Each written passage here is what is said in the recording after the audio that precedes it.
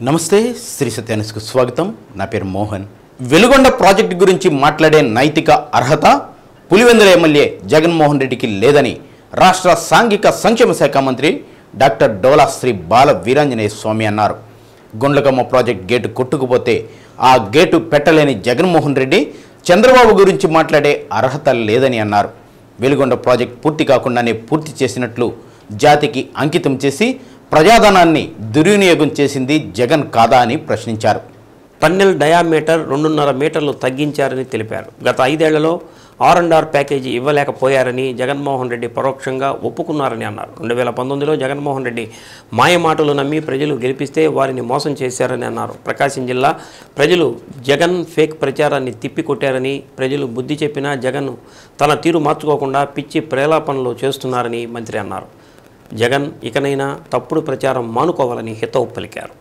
Veligonda project గురించి మాట్లాడే అర్హత మాజీ ముఖ్యమంత్రికి లేదు. పులివెందుల ఎమ్మెల్యేగా ఉండి పిచ్చిపట్టి ప్రవర్తిస్తా ఉన్నాం. వెలుగొండ ప్రాజెక్టుని పూర్తి చేసి నీళ్లు ఇచ్చేది మేము అన్నిటికీ సిద్ధపడున్నాం. వెలుగొండ ప్రాజెక్టు పూర్తి కాకుండానే జాతికి అంకితం చేస్తానని చెప్పి ప్రజాధనాన్ని దుర్వినియోగం చేసినటువంటి వ్యక్తి నువ్వు కాదా జగన్? ఈ రోజున నీ ఫేక్ ప్రచారాలతో ఫేక్ తోటి ప్రకాశం జిల్లా ప్రజలు మోసపోతారనుకున్నావు. ప్రకాశం జిల్లా ప్రజలు నీ ఫేక్ ప్రచారాలను తిప్పికొట్టారు. టన్నెల్ డయామీటర్ని 2.5 మీటర్లు తగ్గించావు. అంతేకాకుండా 2 టన్నుల మధ్య ఆనకట్స్ని 2 ఆనకట్లు పూర్తి చేయలేకపోయావు. R&R package settle చేయలేకపోయావు. ఈరోజు నీ మాటల్లో కూడా R&R ప్యాకేజీ సెటిల్ కాలేదండి పరోక్షంగా ఒప్పుకున్నావు. ఈ పాపం నీది కాదా? పశ్చిమ ప్రాంత ప్రజలు పోయినసారి ప్రకాశం జిల్లాలో నీ మీద ఆశలు చూసుకొని నిన్ను ముఖ్యమంత్రిగా చేసినప్పుడు చేస్తే ఆ ప్రాంతాన్ని నిర్లక్ష్యం చేసింది నువ్వు కాదా? ఇన్ని తప్పుడు విధానాలతో చేసి నువ్వు చంద్రబాబు నాయుడు గురించి మాట్లాడే అర్హత నీకు లేదు. ప్రజలు బుద్ధి చెప్పి 3 నెలలు కూడా పూర్తి కాల. ఏదేదో మాట్లాడుతున్నావు, పిచ్చి ప్రలాపన మాట్లాడుతున్నావు. ఈ ప్రాజెక్టును పూర్తి చేసేది మేము ఇస్తాము. బిఎంఆర్ గ్రూప్ ఆఫ్ అధినేత బొమ్మిశెట్టి శంకర్ జన్మదిన వేడుకలు నగరంలోని బృందావన్ గార్డెన్స్ పక్కన గల అర్జున్ ఇన్ఫ్రాలో జరిగింది. ఆయన జన్మదిన వేడుకలను సంబంధించి అర్జున్ ఇన్ఫ్రాలో పనిచేస్తున్న కార్మికులందరూ బాణసంచా కాల్చి భారీ కేక్ను కట్ చేయించి జన్మదిన శుభాకాంక్షలు తెలిపారు. శ్రీ సత్య న్యూస్ ఎండి చుండీరి రవిబాబు శంకర్కు పుష్పగుచ్చం అందజేసి శాలువతో సత్కరించి జన్మదిన శుభాకాంక్షలు తెలిపారు. ఈ కార్యక్రమంలో పలువురు ప్రముఖులు, ఇన్ఫ్రా ఉద్యోగులు పాల్గొన్నారు.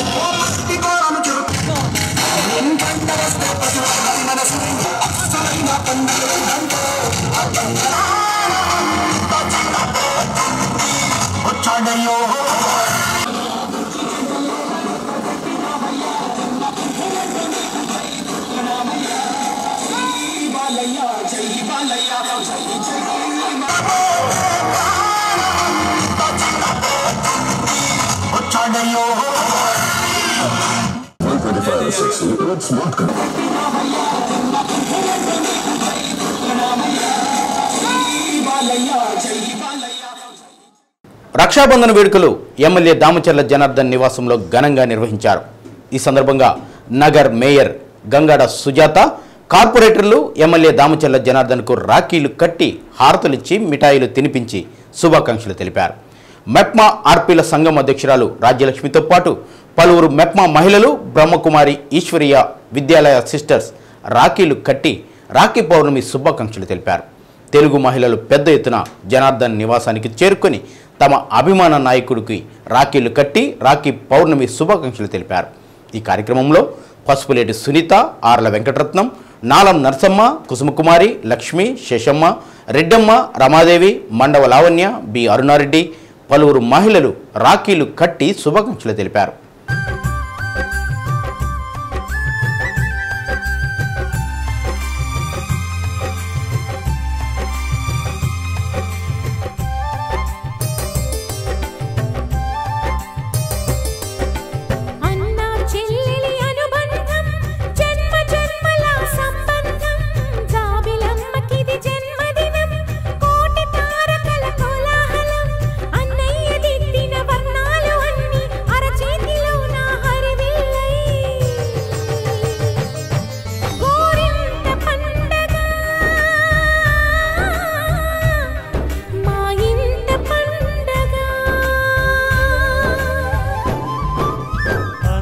చెల్లెలి అనుబంధం అంతులేనిది ఆనందం, జాబిలమ్మకిది జన్మదినం, కోటి తారకల కోలాహలం, అన్నయ్య ప్రేమి అరచేతిలోన అందాల రేఖలు అవుతుంటే గోరింట పండగ మా ఇంట పండగ.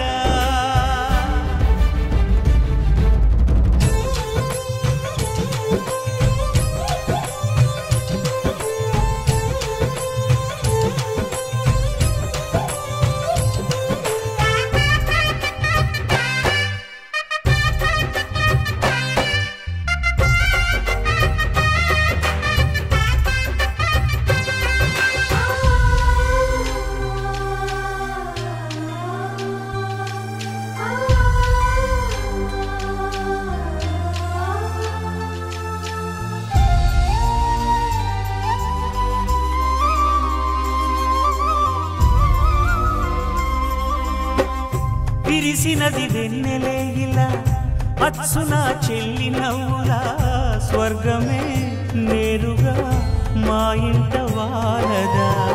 కురిసినది ప్రేమ చినుకులా, అదే మా అన్న చూపులా, కన్నులే తడిసిని నవ్వినా హాయిగా. నీ కంటికి రెప్పను నేనై తోడుగా ఉన్నాలే,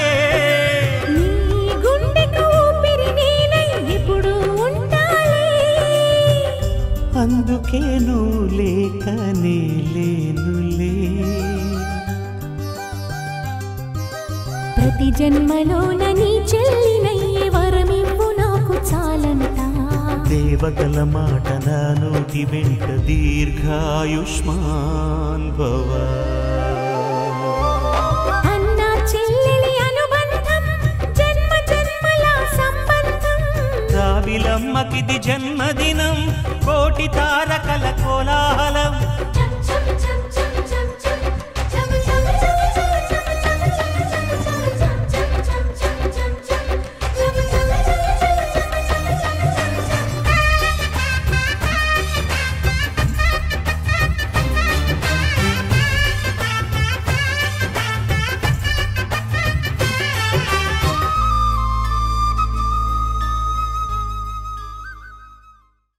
ప్రభుత్వం మారిన నగరపాలక సంస్థ అధికారుల తీరులో మాత్రం ఇంతవరకు మార్పు రాలేదు. గత 5 సంవత్సరాల నుంచి మొద్దు నిద్రలో ఉన్నటువంటి మున్సిపల్ రెవెన్యూ యంత్రాంగం విజిలెన్స్ అధికారుల తాకీదులతో కళ్ళు తెరిచారు. పేరుకుపోయిన 4 కోట్ల రూపాయల వసూలుపై దృష్టి సారించారు. ఆగమేఘాల మీద రెవెన్యూ సచివాలయ సిబ్బందితో కమిషనర్ సమావేశం నిర్వహించారు. ఎట్టకేలకు బకాయిలు రాబట్టేలా దృష్టి సారించారు. ఒంగోలు సంజీవయ్య కూరగాయల మార్కెట్, చేపల మార్కెట్లో మొత్తం షాపులు 450 ఉన్నాయి. అరియర్స్తో కలుపుకొని 4 కోట్ల రూపాయల వరకు అద్దె బకాయిలు పేరుకుపోయాయి. నగరపాలక సంస్థలో రెవెన్యూ విభాగంలో 8 మంది ఆర్ఐలు, 2 ఆర్ఓలు, తగినంత మంది సిబ్బంది ఉన్నప్పటికీ వారి పనితీరు నిద్రమత్తులోనే జోగాడుతుంది. 4 కోట్ల రూపాయల వరకు అద్దె బకాయిలుంటే వాటిని వసూలు చేసేందుకు నగరపాలక సంస్థ అధికారులు చొరవ చూపలేదు. కనీసం యూనియన్ నాయకులతో మాట్లాడి పన్ను బకాయిలు చెల్లించేలా ప్రయత్నం చేసిన దాఖలాలు కూడా లేవు. కొత్తగా ఏర్పడిన ప్రభుత్వం అభివృద్ధిపై దృష్టి సారించి నిధులు రాబట్టేందుకు ప్రయత్నం ప్రారంభించింది. అధికారులు మాత్రం పాత పద్ధతిలోనే పనిచేస్తున్నారు. విజిలెన్స్ అధికారుల నుంచి తాకీదులు అందడంతో మొక్కుబడిగా మున్సిపల్ రెవెన్యూ అధికారులు మార్కెట్కు వచ్చి అద్దె బకాయిలు వసూళ్లకు వెళ్లారు. దీనిపై కొత్తగా ఏర్పడిన కూటమి ప్రభుత్వంలోని స్థానిక ప్రజాప్రతినిధి వెంటనే చొరవ తీసుకొని అధికారులతో రెవెన్యూ సిబ్బందితో చర్చించి 4 కోట్ల రూపాయల బకాయిలు వసూలు చేయగలిగితే నగరాభివృద్ధికి ఉపయోగపడుతుందని ఆశాభావాన్ని వ్యక్తం చేశారు. సచివాలయ సిబ్బంది, రెవెన్యూ సిబ్బందితో కమిషనర్ అత్యవసర సమావేశం నిర్వహించారు. విజిలెన్స్ అధికారుల నుంచి తాకీదులు అందడంతో పన్నుల వసూళ్లపై దృష్టి సారించేందుకు సిబ్బంది సమావేశం నిర్వహించి పన్ను వసూలుపై దృష్టి సారించాలని ఆదేశించారు. లక్ష్యాలను నిర్దేశించి బకాయిలు వసూలు చేయాలని అన్నారు. పన్నులు సకాలంలో వసూలు చేసి కార్పొరేషన్ కార్యాలయంలో జమ అయ్యేలా చూడాలన్నారు. పాలకులు మారిన అధికారులు మాత్రం మార్పు చెందలేదు. పాలకులు వేగంగా అభివృద్ధి చెందాలని ఒక ప్రయత్నం చేస్తుంటే రెండో వైపున అధికార యంత్రాంగం మాత్రం దానికి భిన్నంగా వ్యవహరిస్తున్న తీరు ఒంగోలు నగరపాలక సంస్థలో జరుగుతూ ఉంది. ప్రధానంగా ఒంగోలుకి గుండెగా అయినటువంటి కొత్త కూరగాయల మార్కెట్లో 450 షాపులు ఉన్నాయి. దీనికి సంబంధించి అరియర్స్తో కలుపుకుంటే సుమారుగా 4 కోట్ల రూపాయల బకాయిలు పేరుకుపోయి ఉన్నాయి. ఇంతవరకు గత 5 సంవత్సరాల నుంచి ఎవరు అధికారులు ఒక్కళ్ళు కూడా ఈ ప్రాంతానికి వచ్చి వాళ్ళ షాప్ యజమానులతో మాట్లాడి వసూలు చేసిన పరిస్థితి లేదు. కొత్త గవర్నమెంట్ వచ్చిన తర్వాత నిధుల కోసం గట్టి ప్రయత్నం జరుగుతూ ఉంటే ఇప్పుడు అధికారులు కొత్త కూరగాయల మార్కెట్లోకి, తర్వాత చేపల మార్కెట్లోకి వెళ్ళి హడావుడు సృష్టించి రెంట్లు వసూలు కట్టమని చెప్పని ఒత్తిడి చేశారు. దీనికి తోడుగా నగరపాలక సంస్థలోని విజిలెన్స్ అధికారులు మొత్తం కూడా విజిలెన్స్ అధికారులు నోటీసులు తాకీలు అందించడంతో ఇప్పుడు రెవెన్యూ సిబ్బంది కదిలి నగర షాపుల్లోకి వచ్చేసి యజమానుల దగ్గర వసూలు చేయమని చెప్పని వసూలు చేయడానికి ప్రయత్నం చేస్తూ ఉన్నారు. అంటే ఇప్పటివరకు ముద్దునిద్రలో ఉన్నటువంటి రెవెన్యూ యంత్రాంగం, మున్సిపల్ రెవెన్యూ యంత్రాంగం విజిలెన్స్ అధికారుల యొక్క తాకిడితోటి వీరు కదిలేని పరిస్థితి కనపడుతూ ఉంది. అంటే మొత్తం 4 కోట్ల రూపాయలు బాకీలు ఉన్నాయంటే ఎంతవరకు అభివృద్ధి ఆగిపోయిందనేది ఒక్కసారి ఆలోచించాల్సిన అవసరం ఉంది. నగరపాలక సంస్థ అధికారులు ప్రధానంగా దీని మీద దృష్టి పెట్టాల్సిన అవసరం ఉంది.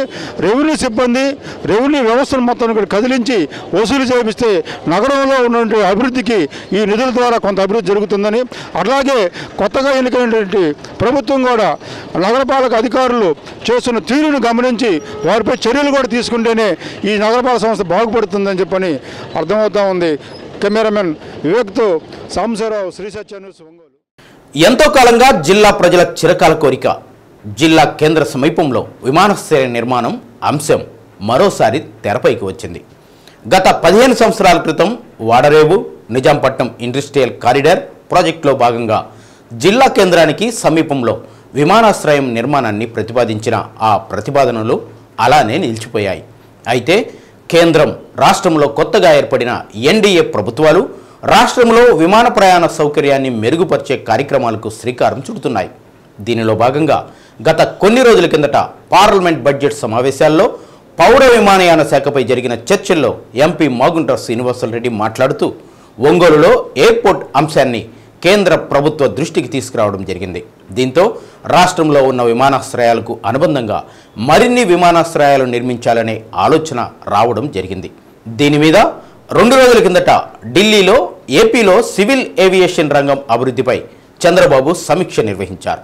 సమావేశం నిర్వహణతో మరలా ఒంగోలు ఎయిర్పోర్ట్ అంశం తెర మీదకు వచ్చింది. 2008వ సంవత్సరంలో అప్పటి కాంగ్రెస్ ప్రభుత్వం వాన్పిక్ ప్రాజెక్టుకు భూసేకరణకు జీవోను విడుదల చేసింది. ప్రాజెక్టులో భాగంగా ఒంగోలుకు సమీపంలో ప్రకాశం ఎయిర్పోర్ట్ లిమిటెడ్ పేరుతో ఎయిర్పోర్టు నిర్మాణం కోసం 3000 ఎకరాల వరకు భూసేకరణ చేపట్టడం జరిగింది. సేకరించిన భూములకు చుట్టూ ప్రకాశం ఎయిర్పోర్ట్ ప్రైవేట్ లిమిటెడ్ పేరుతో కంచె నిర్మాణం చేపట్టారు. భూసేకరణ చేపట్టిన భూములను విమానయాన అధికార బృందం కూడా ఒంగోలు వచ్చి పరిశీలించి వెళ్లడం జరిగింది. ఎయిర్పోర్టు నిర్మాణ ప్రతిపాదనలను director general of civil aviation, airports authority of ఇండియాలు ఆమోదించాయి. ఆ తర్వాత జరిగిన పరిణామాలలో భూసేకరణ అంశం వివాదాల్లోకి పోవడం, వాన్పిక్ ప్రాజెక్టు నిలిచిపోవడంతో ఎయిర్పోర్టు నిర్మాణం అలాగే నిలిచిపోయింది.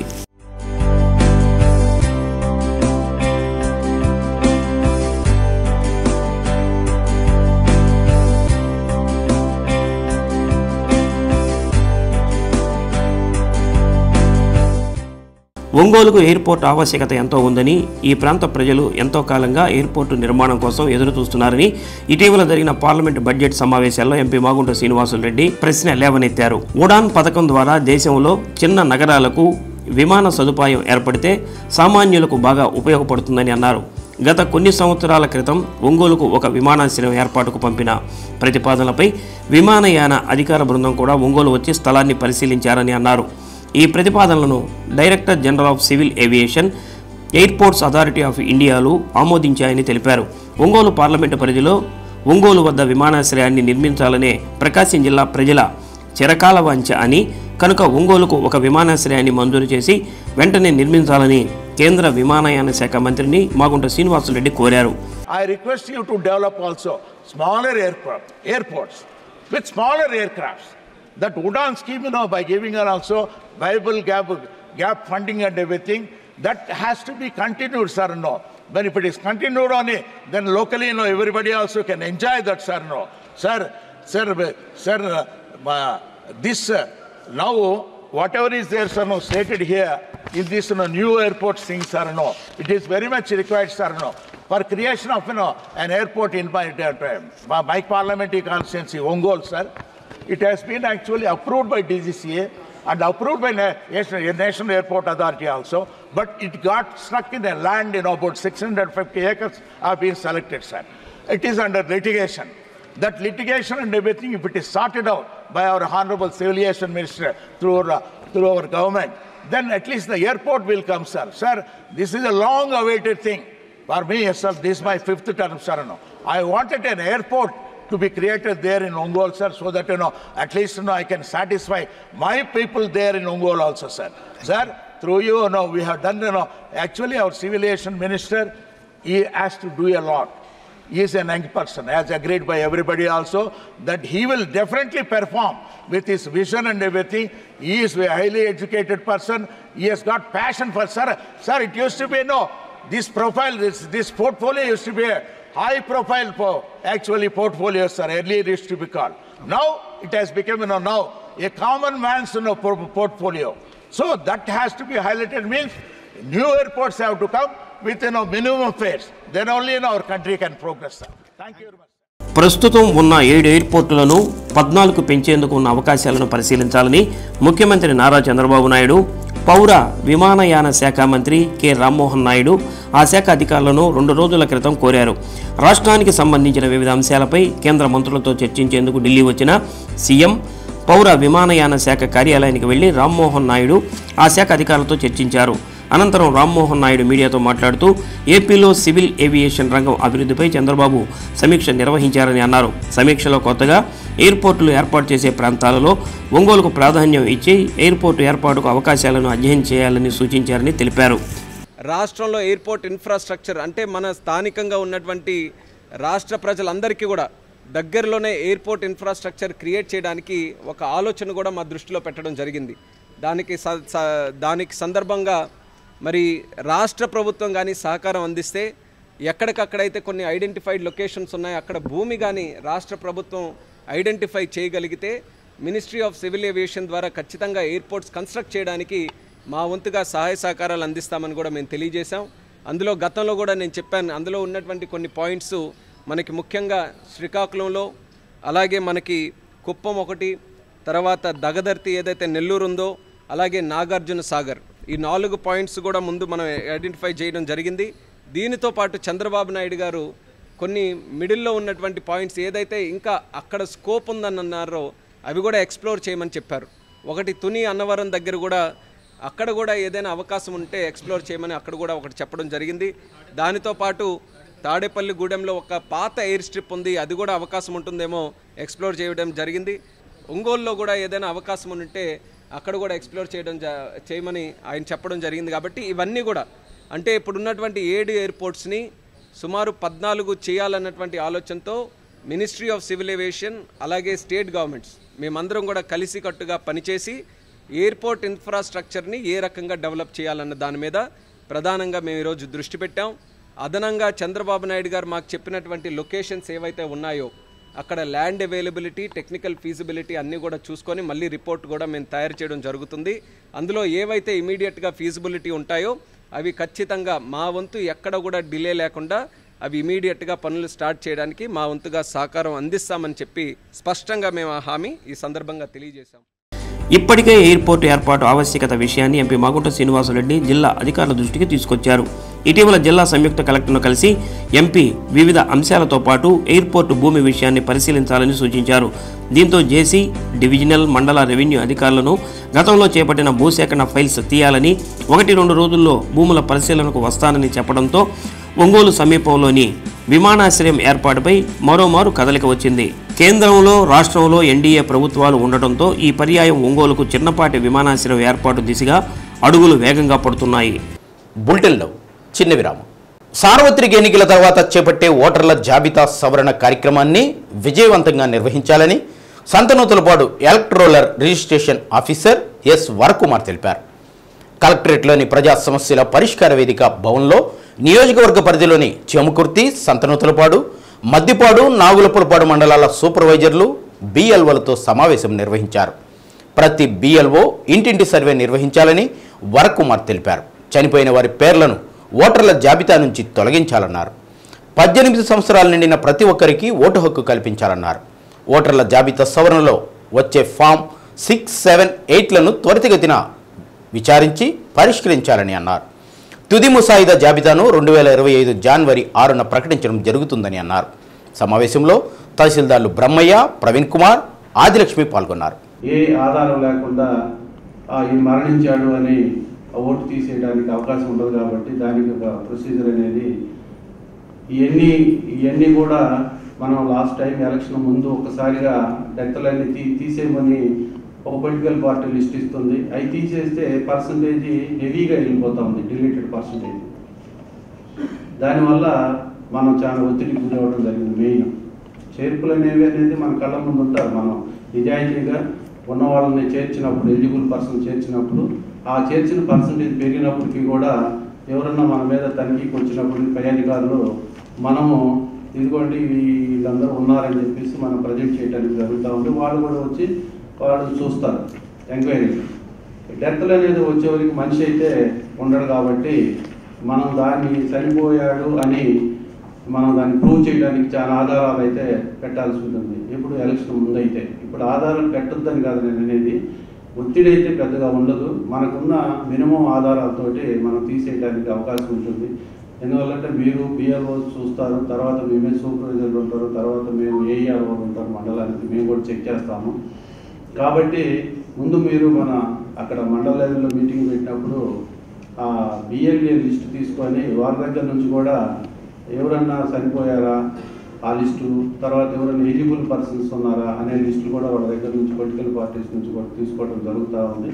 వాళ్ళు ఇచ్చినా ఇవ్వకపోయినా అడగడం బాధ్యత. తర్వాత డెత్ కానీ ఈ పర్మనెంట్ మైగ్రేషన్ 100% మనం రిమూవ్ చేయాలి. ఓటర్స్ లిస్ట్ నుంచి 100% రిమూవ్ చేయాలి. అలాగే ఏ చిన్న తప్పులు ఉన్నా కానీ కరెక్షన్ చేసుకోవాలి. దానికి సంబంధించిన ఫామ్ 8 మనం జనరేట్ చేయాలి. తర్వాత లెఫ్ట్ ఓవర్ కేసెస్ తర్వాత ప్రాస్పెక్టివ్ ఓటర్స్ ఖచ్చితంగా మనం ఎంట్రీ చేసుకోవాలి. సో మీ బిఎల్ఓ యాప్లో మీరు పక్కాగా ఇవన్నీ అప్లోడ్ చేయాలి. అప్లోడ్ చేసిన తర్వాత మనకు ఆటోమేటిక్గా ఇవన్నీ కూడా ప్రాసెస్ నెక్స్ట్ లెవెల్ ప్రాసెస్ జరుగుతూ ఉంటుంది. సో అందరూ కూడా బిఎల్ఓ అందరూ కూడా గతంలో ఒత్తిడికి గురి కాకుండా ఇప్పుడు ఫ్రీగా మనకు ఇబ్బంది లేకుండా ఎవరి నాయకులు ఎవరి పొలిటికల్ ప్రెషర్ లేకుండా మనం ఈ ఓటర్ లిస్టులు అనేది హెల్తీ ఓటర్ లిస్టు, తర్వాత ఓటర్ లిస్టులో ప్రింట్ కానీ కరెక్ట్గా ఉందా లేదా అది ఒకసారి చెక్ చేసుకోండి. ఈ ఫొటోస్కి వచ్చేటప్పటికి రకరకాల ఫొటోస్ మన వాళ్ళు పెడుతున్నారు. అంతర్జాతీయ ప్రమాణాలతో ఒంగోలు నగరంలో మొట్టమొదటిసారిగా మెరైన్ ఎగ్జిబిషన్ తీసుకురావడం జరిగిందని నగర ప్రజలు సందర్శించాలని నిర్వాహకులు రాజారెడ్డి తెలిపారు. మంగమ్మ కళాశాల ప్రాంగణంలో భారీ సెట్టింగ్లతో ఏర్పాటు చేసిన మెరైన్ ఎగ్జిబిషన్లో చాలా ప్రత్యేకతలు ఉన్నాయన్నారు. అంతర్జాతీయంగా గుర్తింపు పొందిన జంతువులు, చేపలు, చిలుకలు, పక్షులు, జలకన్యలు ఈ ఎగ్జిబిషన్లో ప్రత్యేకత అని అన్నారు. తమ సొంత గడ్డపై ఒక్కసారైనా ఒంగోలు వాసులకు మంచి ఎగ్జిబిషన్ ఆనందం కలిగించే విధంగా చూపించాలనే లక్ష్యంతో ఏర్పాటు చేశామన్నారు. దీని ఏర్పాట్లకు కోట్ల రూపాయలతో వెచ్చించడం జరిగిందని అన్నారు. 60 రోజుల పాటు ఎగ్జిబిషన్ ఉంటుందని కుటుంబ సభ్యులతో వచ్చి తిలకించాలన్నారు. గత 32 సంవత్సరాలుగా భారతదేశ నలుమూలలో ఎగ్జిబిషన్ నిర్వహించిన అనుభవం మాది.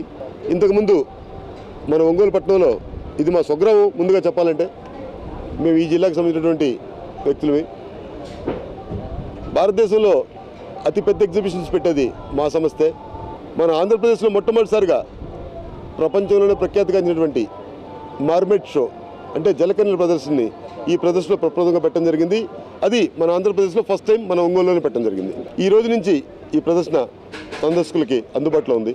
ఈ ప్రదర్శనలో సుమారుగా ఒక 9 దేశాలకు సంబంధించినటువంటి లైవ్ బర్డ్స్, లైవ్ యానిమల్స్ని ఈ ప్రదర్శనలో ప్రప్రదంగా మనం పెట్టడం జరిగింది. వీటిలో మన చిన్నారి పిల్లల్ని కాకుండా పెద్దవారిని కూడా ఆకర్షించడం కోసం ప్రథమాకర్షణగా ఉంది. అదేవిధంగా మకావ్ అనేటువంటి మన పక్షులు కూడా ఈ ప్రదర్శనలో చాలా ఎక్కువ ఉన్నాయి. దీంతోపాటు 200 అడుగుల పొడుగు అండర్ వాటర్ టనల్ ఏదైతే ఉందో అది పూర్తిగా డబుల్ డెక్కర్ టనల్. అంటే టనల్స్ అంటే లోపల నుంచి చూస్తాం, కానీ ఇది బయట నుంచి కూడా విజన్ ఉండే విధంగా 4 పక్కల నుంచి కూడా టనల్ కనిపించే విధంగా ఈ ప్రదర్శనలో ఈ టనల్స్ పెట్టడం జరిగింది. దీంట్లో సుమారుగా 400 రకాల మృత్య జాతి ఏదైతే చేపలు ఉన్నాయో చేపల రకాలను కూడా ఈ ప్రదర్శనలో ప్రప్రదంగా మనం పెట్టాము. వాటితో పాటు ఎక్కడో సముద్రాల్లో మనకు కనిపించిన జలకన్యలు ఉన్నాయంటారు, కానీ మనం ఎవరితో చూడలేదు. కొన్ని ప్రదర్శనలో నేను సింగపూర్, మలేషియాకు పోయినప్పుడు ఈ ప్రదర్శన చూసి ఈ విధంగా మన భారతదేశంలో కూడా చేస్తే బాగుంటుందనేసి కృత్రిమంగా మనం ట్యాంక్స్ పెట్టేసి అక్కడి నుంచి ఫిలిపైన్ నుంచి మర్మెడ్స్ తీసుకొచ్చి ఇక్కడ ఈ ప్రదర్శనలో మనం పెట్టడం జరిగింది. సుమారుగా 5 పాపలు ఈ ప్రదర్శనలో మర్మెడ్ షో చేస్తూ ఉన్నారు. మీ ద్వారా మేము తెలియపరచుకునేది ఏంటంటే ఈ ప్రదర్శన ప్రతిరోజు మధ్యాహ్నం 4 గంటల దగ్గర నుంచి రాత్రి 10 గంటల వరకు, అదేవిధంగా శనివారము మరియు ఆదివారాల్లో మధ్యాహ్నం 12 గంటల నుంచే ఈ ప్రదర్శన ఉంటుంది. ఎందుకంటే ఇది ఈ చుట్టుపక్కల గ్రానైట్ ఫ్యాక్టరీస్ కానివ్వండి, ఈ చెంకుర్తి గ్రానైట్స్ ప్రపంచ ప్రఖ్యాతిగా గ్రానైట్స్ అన్ని ఇక్కడ ఉన్నాయి కాబట్టి దీంట్లో ఎంతోమంది ఎంప్లాయీస్ పనిచేస్తూ ఉంటారు. అదేవిధంగా చుట్టుపక్కల ఉన్నటువంటి పల్లె ప్రాంతాల్లో ఉన్నటువంటి ప్రాంతాలు ఇది కూడా మనకు దగ్గరలో ఉన్నాయి కాబట్టి ఒంగోలుకి సరౌండింగ్లో దగ్గర కొన్ని వందల విలేజెస్ ఉన్నాయి కాబట్టి ప్రతి ఒక్కరు కూడా వచ్చి వారి వాహనాల్లో వచ్చి ఎగ్జిబిషన్ తిలకించి ఎంజాయ్ చేసే విధంగా. తాజ్మహల్ చాలా పెద్ద ఎగ్జిబిషన్లో వారితో నేను కలిసి పనిచేయటం జరిగింది. అలాగే ఈ ఎగ్జిబిషన్ కూడా చాలా భారీ ఎత్తున ఆయన ప్లాన్ చేసి చేయటం వల్ల ఆయనతో పాటు నేను కూడా ఆయనతో పనిచేస్తున్నాను.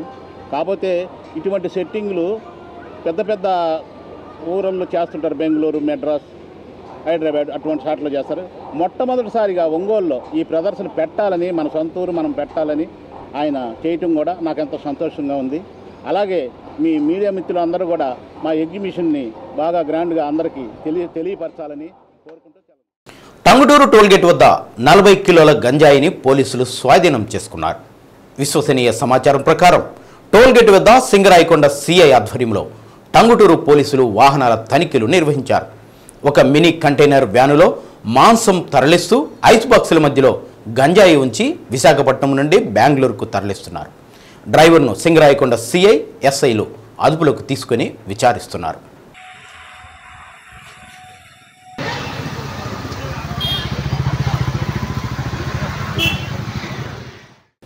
ప్రపంచ దోమల దినోత్సవం సందర్భంగా విఎన్ఆర్ పాఠశాలలో జిల్లా మలేరియా అధికారి ఆధ్వర్యంలో జాతీయ కీటక జనిత వ్యాధి నియంత్రణ కార్యక్రమం నిర్వహించారు.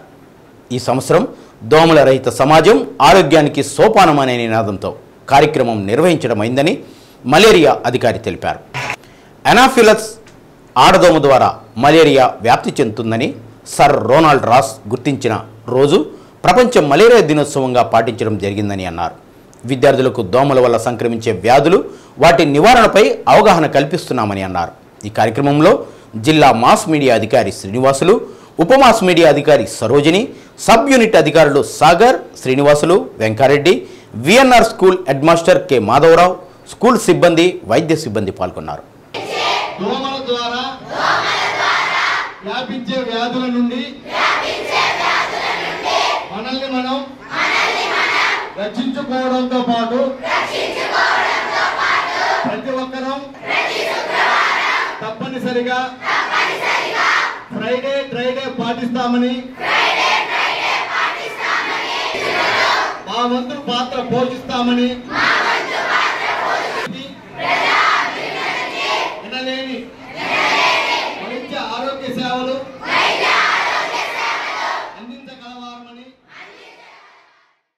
ఈరోజు మనము ప్రపంచ దోమల దినోత్సవం జరుపుకుంటున్నాము. ఏ సందర్భంగా అంటే డాక్టర్ రొనాల్డ్ రాస్ అని సైంటిస్టు 1897లో దోమలో ఈ మలేరియాకు సంబంధించిన పారాసైట్ని గుర్తించారు.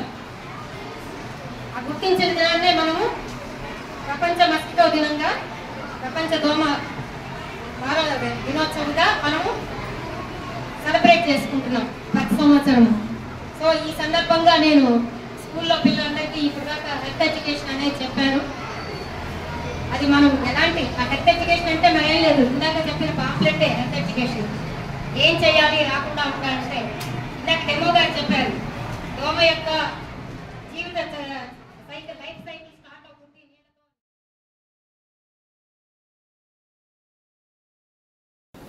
గుంటూరు రోడ్లోని రవిప్రియ మాల్లో ఆయ్ చిత్ర యూనిట్ సందడి చేశారు. ఈ సందర్భంగా డైరెక్టర్ కంచిపల్లి అంజి మాట్లాడుతూ ఆయ్ సినిమా బ్లాక్ బస్టర్ ఎంటర్టైనర్గా ప్రేక్షకులు ఆదరించారని అన్నారు. సినిమా విజయవంతం సందర్భంగా రాష్ట్ర వ్యాప్తంగా ఆయ్ సినిమా ప్రదర్శిస్తున్న ప్రతి థియేటర్లకు చిత్ర యూనిట్ హీరో నాణ్య నితిన్, హీరోయిన్ సారికతో పాటు చిత్రంలోని నటులు సందర్శిస్తున్నామని తెలిపారు. తెలుగు రాష్ట్రాల్లో ఎక్కడికి వెళ్ళినా ప్రేక్షకులు తమకు బాగా ఆదరిస్తున్నారని అన్నారు. కామెడీకి కేర్ ఆఫ్ అడ్రస్గా ఆయ్ సినిమా నిలిచిందని, కుటుంబ సభ్యులు ప్రతి ఒక్కరూ చిన్నవాళ్ల నుండి పెద్దవాళ్ల వరకు చూసే సినిమా అని అన్నారు. కథానాయకుడు నాన్య నితిన్, కథానాయిక సారికతో పాటు సినీ దర్శకులు కంచిపల్లి అంజి చిత్రంలోని పలువురు ప్రేక్షకులతో ముచ్చటించారు. ప్రకాశం జిల్లా జూనియర్ ఎన్టీఆర్ ఫ్యాన్స్ చిత్ర హీరో నాన్య నితిన్కు గజమాలతో సత్కరించారు. అనంతరం రవిప్రియ మాల్ 6వ వార్షికోత్సవ పోస్టర్ను చిత్ర యూనిట్ బృందం ఆవిష్కరించింది. ఎక్కడెక్కడి నుంచో సపోర్ట్ చేయడానికి వస్తున్నారు.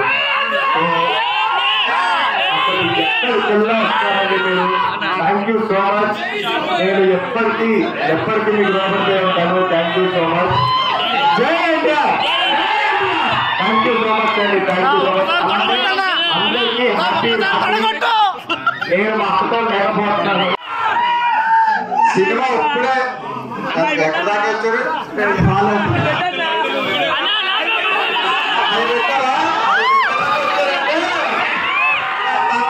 పెట్టిన తర్వాత ఎలా ఉంటుంది అలా ఉంటుంది సినిమా. అది పెట్టిన దాకా వచ్చారు. సౌండ్ ఇస్తే పెట్టిస్తాడు.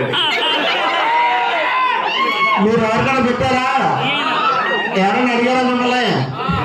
ఓకే.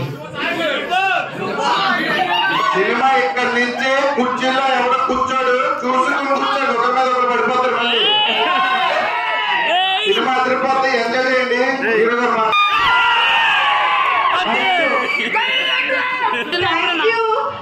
చాలా చాలా చాలా హ్యాపీగా ఫీల్ అవుతున్నాను.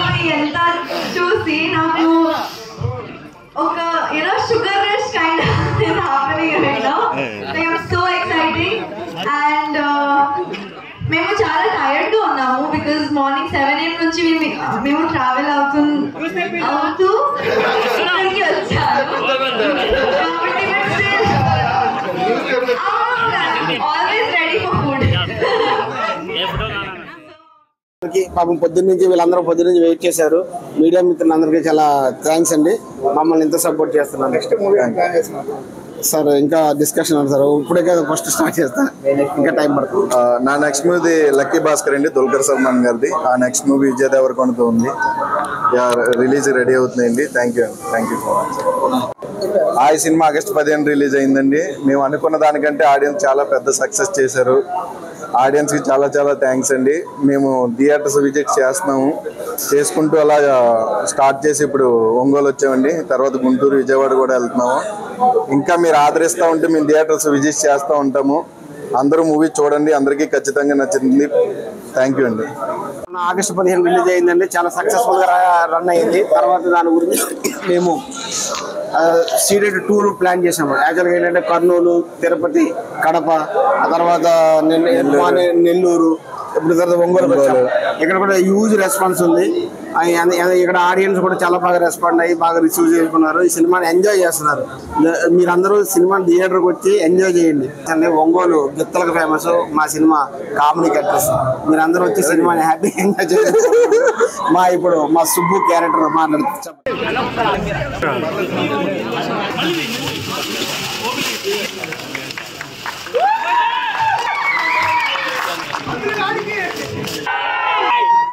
దోమల వ్యాప్తిని నివారించేందుకు నగరపాలక సంస్థ అధికారులు శ్రీకారం చుట్టారు. నగరంలో పెద్ద పెద్ద కుంటలు, పోతురాజు కాలువ ప్రాంతంలో డ్రోన్ ద్వారా యాంటీ లార్వాను పిచికారీ చేశారు. ఇది చల్లడం వల్ల దోమల వైరస్ చనిపోయి కొత్తగా దోమ వ్యాప్తి చెందకుండా ఉండేందుకు కార్యక్రమం చేపట్టినట్లు అధికారులు తెలిపారు. గత 2 రోజుల నుంచి కుంటలు, చెరువులు, పెద్ద కాలువలు లక్ష్యంగా యాంటీ లార్వా పిచికారీ కార్యక్రమం నిర్వహిస్తున్నారు. ప్రజలు కూడా నీళ్లు నిల్వ ఉండకుండా చూసుకోవాలని అన్నారు. ఈ కార్యక్రమంలో commissioner Jaswantharao, sanitary supervisor Pichaiah సిబ్బంది పాల్గొన్నారు.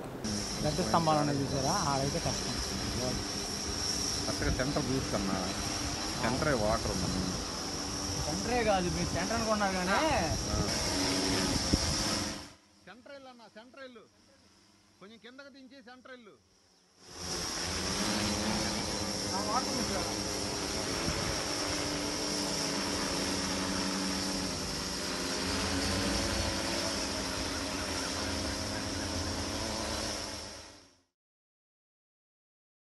సంతపేటలోని భగవాన్ శ్రీ శ్రీ శ్రీ గొలగమూడి వెంకయ్య స్వామివారి 42వ ఆరాధన మహోత్సవాలు ఈ నెల 22 నుంచి 24వ తేదీ వరకు నిర్వహిస్తున్నట్లు ఆలయ నిర్వాహకులు ఆవుల బ్రహ్మయ్య, రాచర్ల సాంబశివరావు తెలిపారు.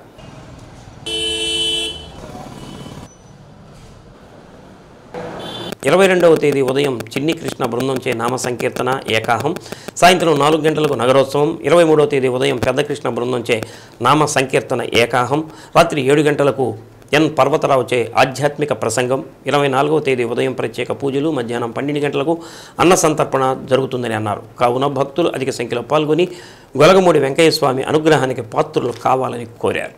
ఓం నారాయణ ఆది నారాయణ. ఈ గుడి కట్టి 38 సంవత్సరాలు. ఈ గుడిని ప్రారంభం చేసి కట్టింది ఆవల కోటయ్య గారు. ఆయన కాలం చేసి 10 సంవత్సరాలు అయింది. ఆయన కాలం చేసిన తర్వాత నేను ఈ గుడిని వాళ్ళ తమ్ముడినైన ఆవల బ్రహ్మయ్యని ఈ గుడి వ్యవహారాలు నిర్వహిస్తూ ఉన్నాను. ఇప్పటికి అభివృద్ధి కార్యక్రమాలు చాలా జరిగినాయి. గోపుర నిర్మాణం జరిగింది, గర్భప్రతిష్ఠ జరిగింది, పల్లకి సేవ 3 సంవత్సరాల నుంచి పల్లకి సేవ జరుగుతుంది. శనివారం ఆదివారం అన్నదాన కార్యక్రమం జరుగుతుంది. విడిగా కార్తీక వన భోజనాలు, దత్త జయంతి ఇటువంటి కార్యక్రమాలు 3000 మందికి బయటే భోజనాలు పెడుతున్నాము. భోజనాల్లో ఎటువంటి ఆటంకం లేకుండా సవ్యంగా కొనసాగుతూ ఉంది. భక్తులు మా గుడిని గమనించి తగిన సహకారాలు, సహాయాలు అందించవలసిందిగా కోరుచున్నాము. బులెటిన్లో చిన్న విరామం. మంత్రాలయం శ్రీ గురు రాఘవేంద్ర స్వామివారి 353వ ఆరాధన మహోత్సవాలు సంతపేటలోని రాఘవేంద్ర బృందావనంలో శాస్త్రోక్తంగా ప్రారంభమయ్యాయి. స్వామివారి మూలమూర్తికి పంచామృతాభిషేకం నిర్వహించి స్వామివారి బృందావనాన్ని సుందరంగా పూలతో అలంకరించారు.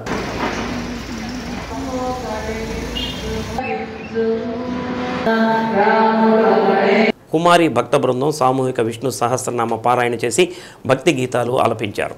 21వ తేదీ స్వామివారి బృందావనంలో ప్రవేశించిన పుణ్యతిథిని పురస్కరించుకొని మధ్యారాధన, 22వ తేదీ పూర్వారాధన సందర్భంగా మధ్యాహ్నం 12 గంటలకు అన్న సంతర్పణ నిర్వహిస్తున్నట్లు శ్రీ గురు రాఘవేంద్ర స్వామి దేవస్థానం వ్యవస్థాపక అధ్యక్షుడు చింతపల్లి గోపి తెలిపారు. భక్తులు ఈ ఆరాధన మహోత్సవాల్లో పాల్గొని స్వామివారి అనుగ్రహానికి పాత్రులు కావాలని కోరారు.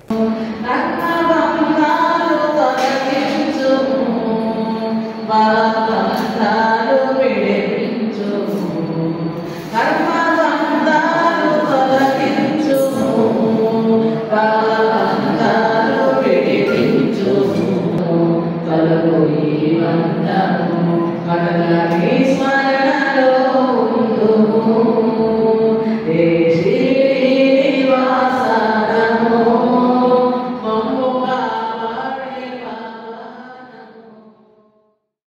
మెగాస్టార్ చిరంజీవి జన్మదిన వారోత్సవాలలో భాగంగా 5వ రోజు మంగమురుడొంక మర్రి చెట్టు వద్ద ఆంజనేయ స్వామి గుడిలో చిరంజీవి యువత అధ్యక్షులు అడుసుమల్లి వెంకట్రావు ఆధ్వర్యంలో ప్రత్యేక పూజలు నిర్వహించారు. ఈ కార్యక్రమంలో చిరంజీవి యువత నగర అధ్యక్షుడు వడ్డీ రాజేష్, ఉపాధ్యక్షులు సుబ్బు, మేడిశెట్టి సుబ్బారావు, ఈదుపల్లి నాగరాజు, పరశూరి, అవినాష్, దళవాయి బాబు తదితరులు పాల్గొన్నారు.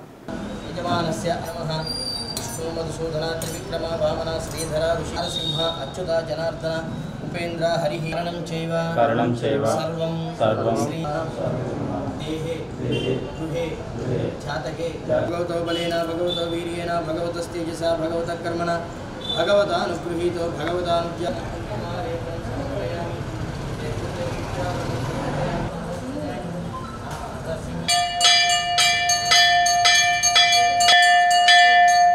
అన్నయ్య డాక్టర్ మెగాస్టార్ చిరంజీవి గారి గత 5 రోజుల నుంచి జన్మదిన వారోత్సవాల్లో భాగంగా ఈరోజు 5వ రోజు ఒంగోలులోని మంగమురుడొంక పొలిమేర ఆంజనేయ స్వామి దేవస్థానం నందు ప్రత్యేక పూజా కార్యక్రమాలు నిర్వహించడం జరిగింది. చిరంజీవి గారు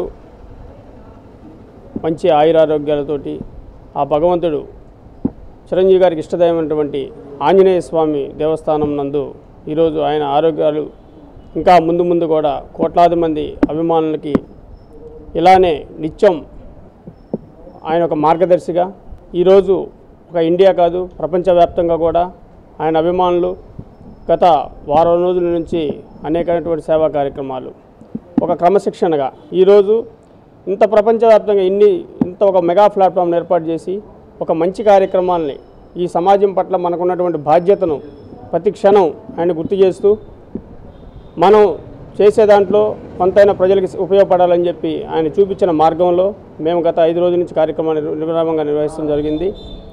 ఈరోజు ఆ ఆంజనేయ స్వామి దీవెనలతోటి చిరంజీవిగా కోటి కాంతులతోటి విరజిల్లాలని చెప్పి ఆయన ఆయురారోగ్యాలు కూడా ప్రసాదించాలని చెప్పి ఆ భగవంతుని మనస్ఫూర్తిగా కోరుకుంటూ ఈరోజు ఈ కార్యక్రమంలో మెగా అభిమానులందరూ కూడా వచ్చేసి ప్రత్యేక పూజ కార్యక్రమాల్లో కూడా పాల్గొనడం జరిగింది. వారికి కృతజ్ఞతలు తెలుపుతా ఉన్నాం. అలాగే రేపు పవన్ కళ్యాణ్ గారి ఆదేశాలతో డొక్కా సీతమ్మ క్యాంటీను పేదలకు అన్నదాన కార్యక్రమాన్ని నిర్వహించడం. ఆ కార్యక్రమంలో అందరూ కూడా పాల్గొనాలి. ఎల్లుండు మెగా బ్లడ్ డొనేషన్ క్యాంపు అలాగే మెగా సెలబ్రేషన్స్ కార్యక్రమాలు ఉన్నాయి. ఆ కార్యక్రమాల్లో కూడా ప్రజలందరూ కూడా విలువగా పాల్గొని ఆ కార్యక్రమంలో మెగా అభిమానులు ఎన్డీఏ కూటమి నాయకులు ప్రతి ఒక్కరు కూడా పాల్గొని విజయవంతం చేస్తారని చెప్పి ఆశిస్తూ జై చిరంజీవ జై జై చిరంజీవ.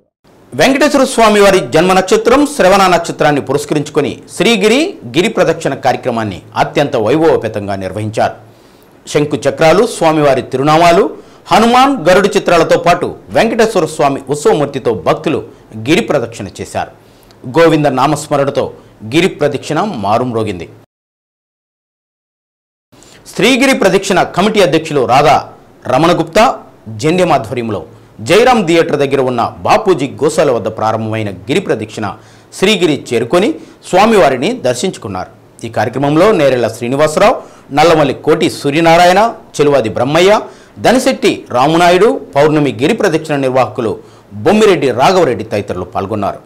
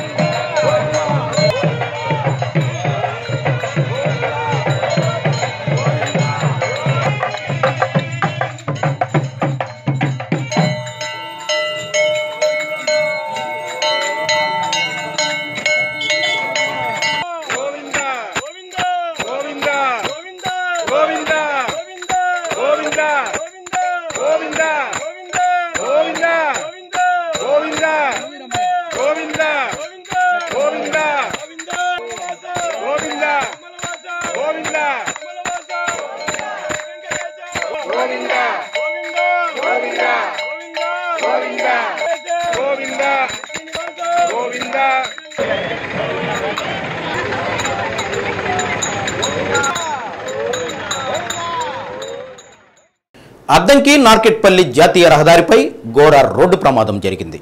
ఈ ప్రమాదంలో ఇందిరానగర్లో నివాసం ఉంటున్న 22 సంవత్సరాల షేక్ నాగూర్ అక్కడికక్కడే మృతి చెందాడు. అద్దంకిలో మోటార్ సైకిల్ మెకానిక్గా పనిచేస్తుంటాడు. తెల్లవారుజామున 4 గంటల సమయంలో ఎవరో మోటార్ సైకిల్ ఆగిపోయిందని రిపేర్ చేయాలని ఫోన్ చేయగా తన తల్లి ముంతాజ్కు వెంటనే వస్తానని చెప్పి ఇంటి నుంచి బయలుదేరి బలరామకృష్ణాపురంలో పోలీసులు ఏర్పాటు చేసిన రోడ్ డైవర్షన్ను డ్రమ్ములకు ఢీకొని అక్కడికక్కడే మృతి చెందాడు.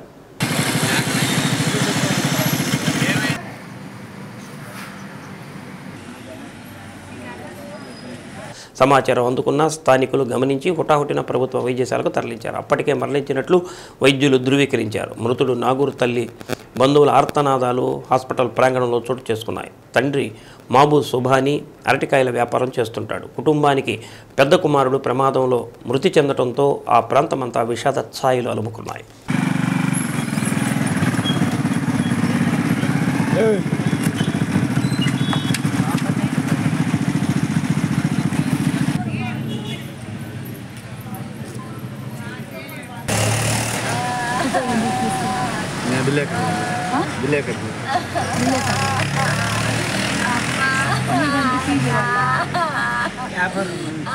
ఏం లేదు, తెల్లారుజాము బండి రిపేర్ అని ఎవరు ఫోన్ చేశారు. ఫోన్ చేస్తే నిద్రపోతుంటే యాడికి రాని అన్నా కూడా వెళ్ళాడమ్మా. యాడికి రా అంటే వాళ్ళు రిపేర్ కంటమ్మా ఎమ్మటే వస్తానని పోయాడు. ఇంకా అంతేనయ్యా అమ్మా. వాడేనయ్యా మా కష్టాలు తీర్చేవాడు. వాడే లేకపోతే మేము ఎందుకు నేను బ్రతికేదే వాడి కోసం అన్నయ్య. అమ్మా చీమ కూడా వాళ్ళని చేయడం కానీ చీమ కూడా ఆపద చేయడు. అమ్మా నా పిల్లలు లేకపోతే నేను లేనమ్మా. నాకు అప్పులు నా సమస్యలు పిచ్చేవాడు నాకు కొడుకేనమ్మా. ఆ కొడుకు లేకపోతే నేను ఎందుకమ్మా ఇంకా అమ్మా. అల్లా అమ్మా నాకు రాంటే ఆడున్న వాళ్ళడయ్యా. నాకు రాని ఎంతసార్లు తీసుకురాడు. అల్లో నా బిడ్డమ్మా, నా ముద్దుల బిడ్డమ్మా, నా పంచ ప్రాణాల బిడ్డమ్మా. వాళ్ళేది నేను కోల్కతాలో జూనియర్ డాక్టర్పై జరిగిన అత్యాచార ఘటనకు నిరసనగా ఖమ్మంలో భారీ ఎత్తున ర్యాలీ మానవహారం కార్యక్రమం నిర్వహించారు. జూనియర్ డాక్టర్ మౌమితాపై జరిగిన దుర్ఘటనకు నిరసన తెలియజేసి దోషులు ఎంతటి వారైనా సరే మరొకసారి ఇటువంటి సంఘటన జరగకుండా కఠినంగా శిక్షించాలని Krishnaveni talent school principal Devineni Rajasekhar కోరారు. కేంద్ర రాష్ట్ర ప్రభుత్వాలు కఠిన చర్యలు తీసుకోవాలని డైరెక్టర్ షేక్ బాజిద్ బాషా డిమాండ్ చేశారు. స్కూల్ నుండి ర్యాలీ బయలుదేరి కందులాపురం సెంటర్లో మానవహారం నిర్వహించారు. అనంతరం బస్టాండ్ నుండి తహసీల్దార్ కార్యాలయం వరకు ర్యాలీ నిర్వహించారు. దోషులను శిక్షించాలని, ఇటువంటి సంఘటనలు పునరావృతం కాకుండా కఠిన చర్యలు తీసుకోవాలని ర్యాలీలో స్కూల్ బాలబాలికలు డిమాండ్తో కూడిన నినాదాలు చేశారు. ఈ కార్యక్రమంలో doctor Kiran Kumar, doctor Ismail, doctor Tauseef Hussain, doctor Ghaffar Basha, ఉపాధ్యాయులు తదితరులు పాల్గొన్నారు.